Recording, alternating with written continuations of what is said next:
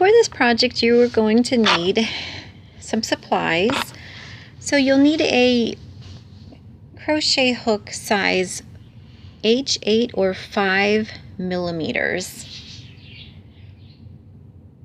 And to weave in your yarn ends, you'll need a yarn needle. And to snip your threads, you'll just need a small pair of scissors. Now you'll need 3 main colors for your blanket. And I've got my colors here that I have chosen. And I am using Red Heart Super Saver yarn. Basically, you're going to work this in a worsted weight yarn, which is the size 4.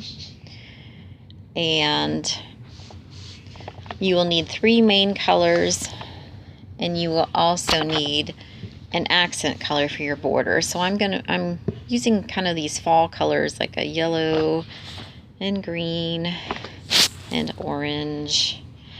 And then my accent color for the border is going to be this brown. But I am also putting a little twist on my blanket, and I'm going to actually use this red color too, to just kind of put a nice splash of color into my blanket. And then for my final border, I once again am changing my color, and I'm going to use a really dark brown color. So that's what I have chosen to do. Now I want to show you what I did years ago. I started this blanket years ago, and I was not happy at all with it because I had chosen a variegated color of yarn. And the problem with variegated yarn is that the design just gets lost right into the variegated colors. So here's a particular block that I did, and showing you the book. That's actually what the stitch is supposed to look like. And I feel like when I look at that, the design just gets completely lost. And it was like that on every single one of the blocks. So after I made so many blocks, I just quit the entire project. Something else that I did want to show you is that when I made the blocks, I pinned onto first of all, I put the pin in the front of the block so I knew what was the front and what was the back. And then I also labeled which block it was going to be, because there's 63 blocks. So this way I was able to keep track of them. So that's a good way to mark them.